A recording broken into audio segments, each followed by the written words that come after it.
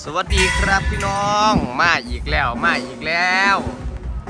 โมเมนต์ฮอตดีที่พี่ซักได้ฝน ฝนมาแล้วพี่น้องครับ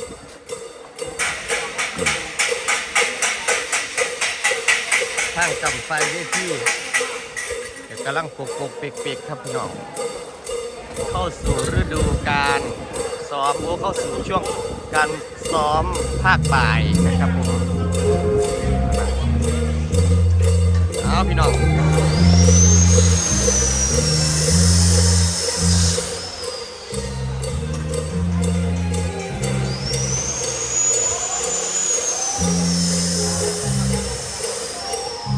จิก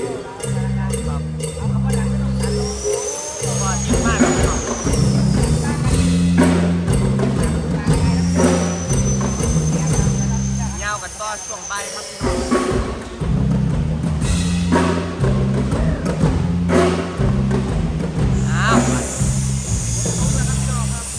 น้องสวัสดีครับผมน้องตันไม่ใช่คนครับ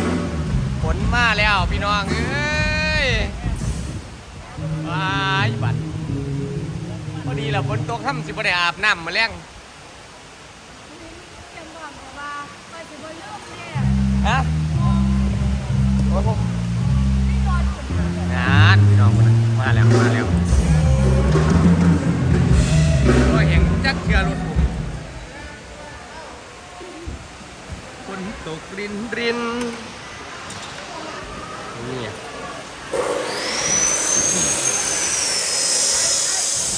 มามึงสมาชิกเข้าผู้ใดมาหอดแน่แล้วครับพี่น้องพี่พออาทิตย์กับมาหอดแล้ว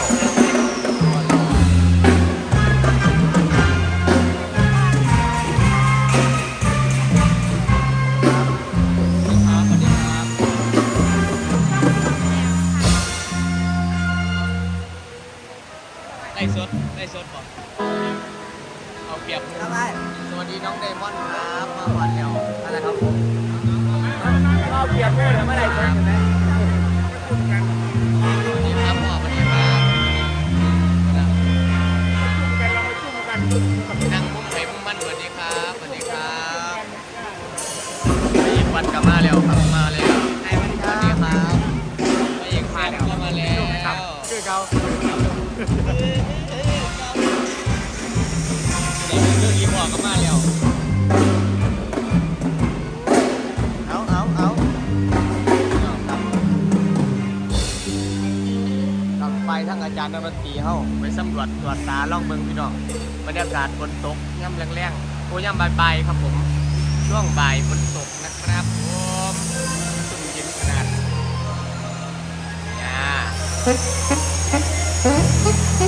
พี่น้องมาชม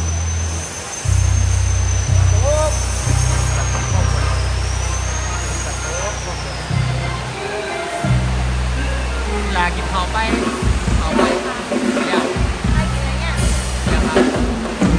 เจ้ากินกันเอามันตกแห้งเนี่ยโอ้มาหัวละมันเนี่ย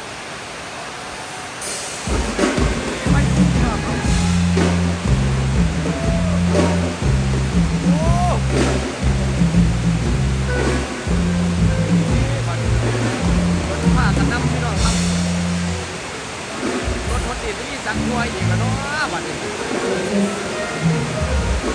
ตายแล้วแลนคุ้มฟองเหรอครับเก็บของเก็บยังมาทำอะไรก็เป็นตาแล้วพี่น้องเลยมัน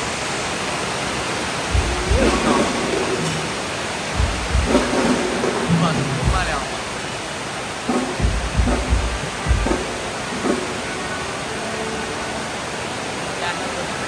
ครับสวัสดีครับผมสวัสดีครับสวัสดีครับ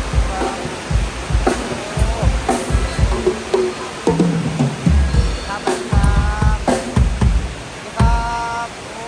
ดีครับผมครับผม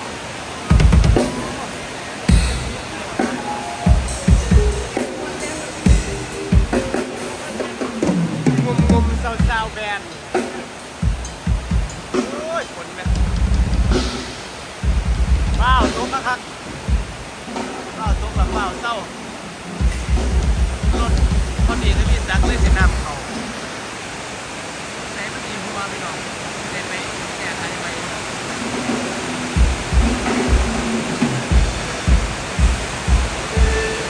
ให้โยเอาหมมานำอยู่วันนี้พี่จักเอาหมมานำ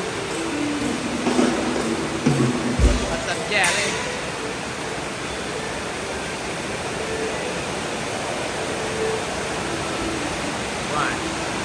บรรยากาศฝนตกครับพายุฝนฝ่าขนองมาแล้วลูกพี่มาลูกพี่พยากรณ์อากาศมาอีกแล้ว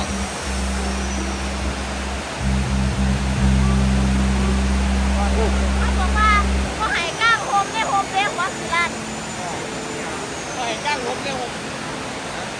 เขาเอาไปให้ก้างผม แม เนี่ย นเบิ่งจะดีข้างหลังโฮมแล้วเป็นหยังไม่ทายเบิ่งก่อน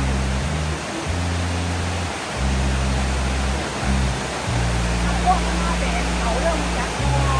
อย่างของมัน การที่การพวกมาแบก เนี่ยโอ้โด เริ่ น ม ด ตัว วน พวกมาแบกเขาคือเรื่องของเป็นคนไทยนะคะใครอยากได้ทักมาที่เป็นคนไทยเลยนะคะวันนี้ก็ราคาปกติอยู่ที่199 บาทนะครับพี่วันนี้เซลล์สุดๆนะคะ199 บาทเหมือนเดิมค่ะ ราคาปกตินะครับ199 บาทวันนี้เรามาขายรถพิเศษนะครับพี่น้องเลย199 บาทที่เก้าครับพี่น้อง แล้วตอนนี้เดี๋ยวพูดแล้วตอนนี้มันล่มพี่เข็มเป็นน้ำเล่าเอาหุ้มมาแล้วคนตกเนี่ย เดี๋ยวยังอีกครับผมนะขอบคุณสามีเคนนะคะที่ขายFCของเราจากต้นราคา199 บาทราคาปกตินะครับพี่น้องวันนี้เป็นราคาที่เคนเลย199 บาทเหมือนเดิมครับขอบคุณนะครับ อย่างว่า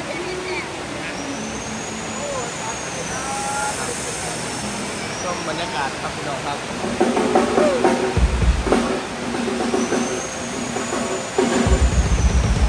จัดกล่องไทยจากกล่องจัดกล่องไทยจากกล่องต้นไม้ขาบอกตังค์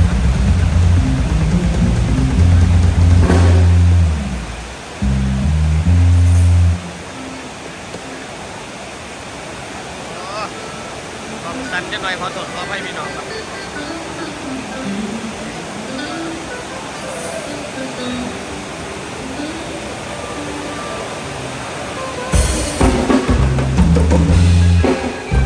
ครับพี่น้องมันกำลังติดจอบดนตรีเพื่อที่ว่าให้เอ็นลิขสิทธิ์นะครับขอลาพี่น้องเพียงสมีก่อน